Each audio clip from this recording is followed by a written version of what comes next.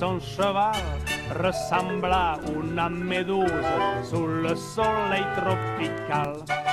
Il a beau somnoler, dès qu'il voit une maison, il s'est Alors oui, c'est un examinateur qui va s'asseoir à côté du postulant au permis de conduire.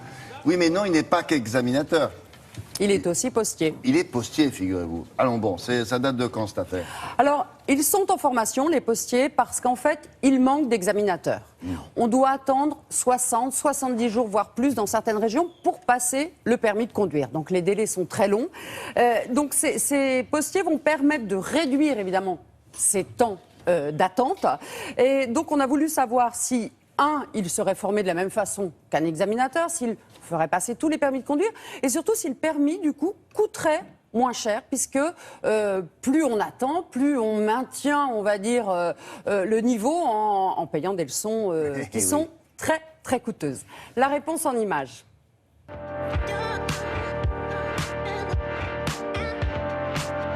Qu'il y ait plus d'examinateurs, c'est une excellente chose, évidemment. Le fait que ce soit les postiers, c'est un petit peu le mystère, dans la mesure où ce ne sont pas des gens du métier. Donc ça a créé quelques soucis avec tous les professionnels, évidemment, et notamment les inspecteurs en place. Mais a priori, ils sont bien formés.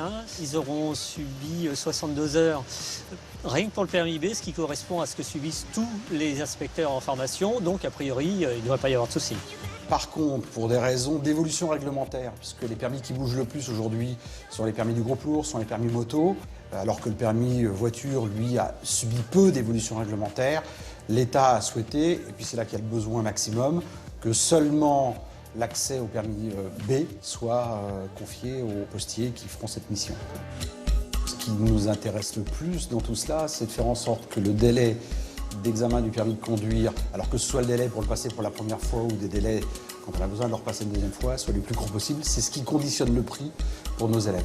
Il est évident qu'à partir du moment où l'examen n'intervient pas au bon moment, c'est-à-dire quand l'élève est à son optimum de formation, on se retrouve avec des heures de conduite qui ne servent en fait qu'à maintenir un niveau.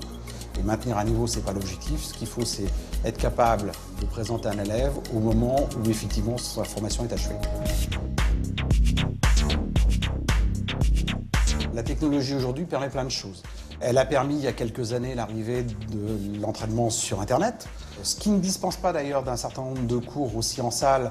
C'est pareil en matière technologique aujourd'hui, la simulation est une piste intéressante, mais elle nécessite néanmoins des investissements relativement lourds, puisqu'un simulateur pour une école de conduite, c'est sensiblement le même prix qu'une voiture école.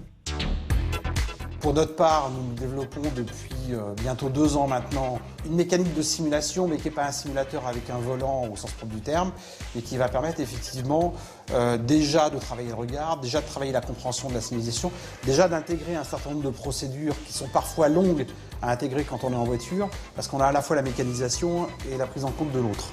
Donc cet outil-là nous permet de bien dissocier les deux, et on espère effectivement réussir à baisser de l'ordre de 20 à 25% le temps passé en voiture.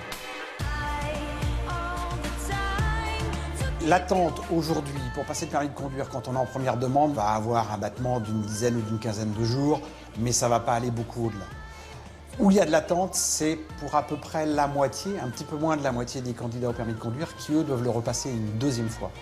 Où là, effectivement, le manque de place criant, mais qui, heureusement, est en train de se résorber, notamment par les mesures qu'on a évoquées tout à l'heure, font qu'on a une diminution aujourd'hui d'à peu près de 25% du durée d'attente. C'est-à-dire que grosso modo, on va être à 60 jours. Oui, combien il a dit là? En attente, il a dit quoi Alors 10 à 15 jours pour le premier passage, et puis si on rate son permis et qu'on a un deuxième passage, ce sera à peu près 60 jours. Alors, l'idéal étant de l'avoir du premier coup. Donc pour l'avoir du premier coup, il faut faire la conduite accompagnée. Seuls 40% des jeunes font la conduite accompagnée, et c'est un bon apprentissage parce qu'en auto-école, on va rouler en moyenne 300 km. Alors qu'avec la conduite accompagnée, on doit déjà faire au minimum 3000 km. Certains en font même 5 à 6000 km. Donc c'est une vraie expérience.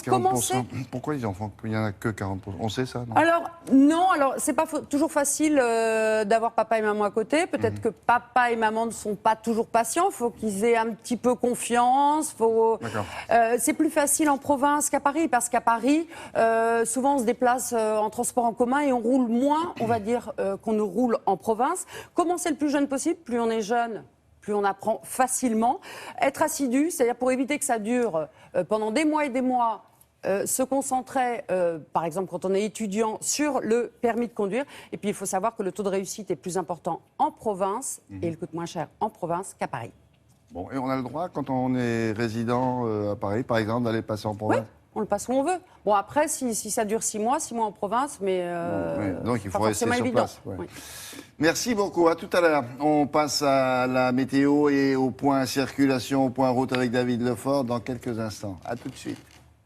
Peut-être que